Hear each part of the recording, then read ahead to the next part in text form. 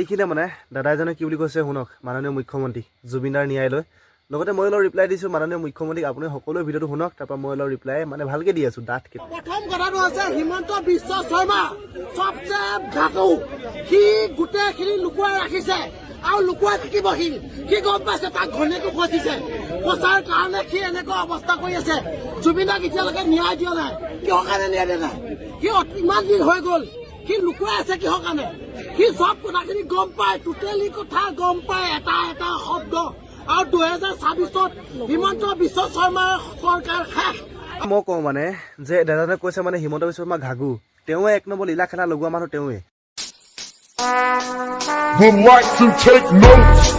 না তেওঁলোকক ন্যায় দিছে, না মাৰিছে, না কিবা কৰিছে।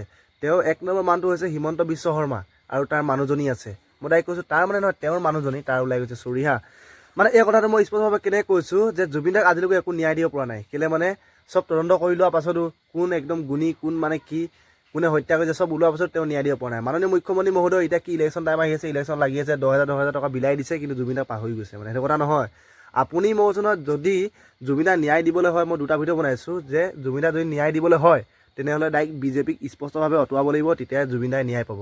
যেতিয়ালৈকে হিমন্ত বিশ্ব শৰ্মা ডাঙৰীয়া নে কি তেওঁ যেতিয়ালৈকে গাদীত থাকে ন, তেতিয়ালৈকে জুবিনদাই মানে স্পষ্টভাৱে ন্যায় নাপায়। সেইটো সত্য কথা। আৰু তেওঁৱে চব লীলা খেলা লগোৱা মানুহজন তেওঁৱে। দাদাই কোৱা কথাটো ডাইৰেক্ট সত্যটো সত্য।